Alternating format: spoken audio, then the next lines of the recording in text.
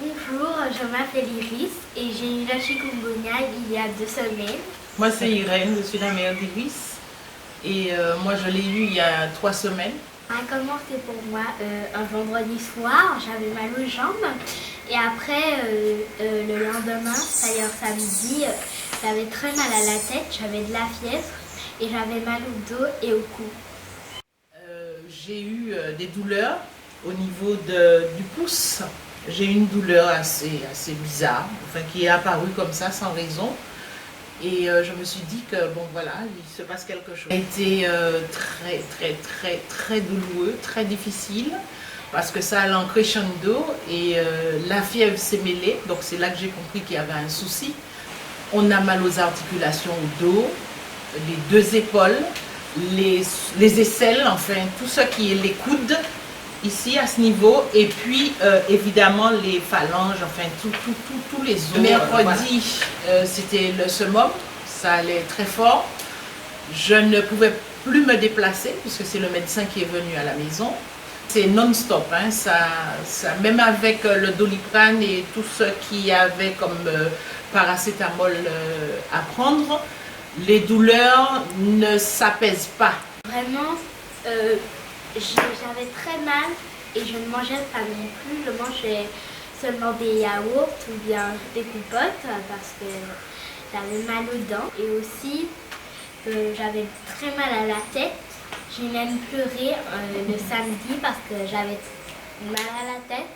Et aussi, je dormais beaucoup. Et voilà. C'est vrai qu'on dort énormément.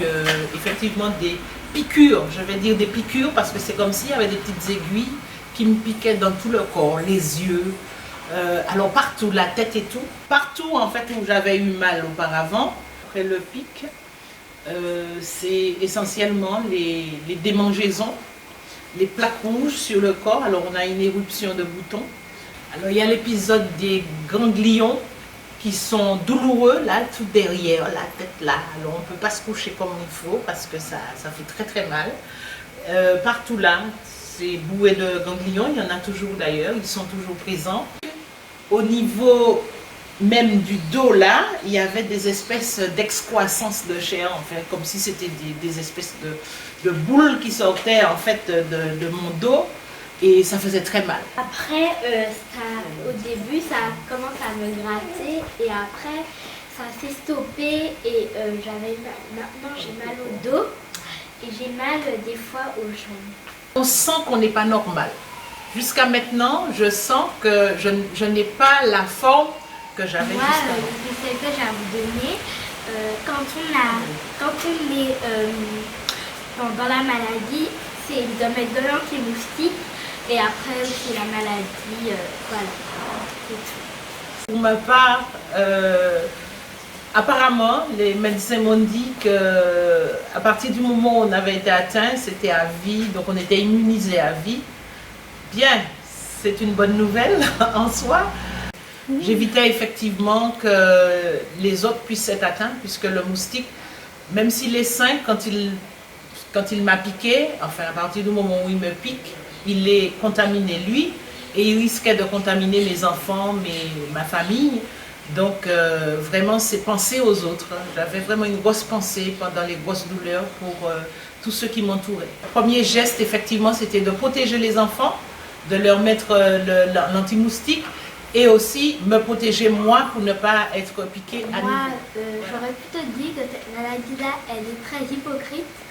Parce que un coup ça vous fait mal, un coup ça vous fait pas mal, un autre coup ça va mieux, ça va pas mieux, vous avez de la fièvre, après vous n'avez pas de fièvre, enfin voilà, et voilà.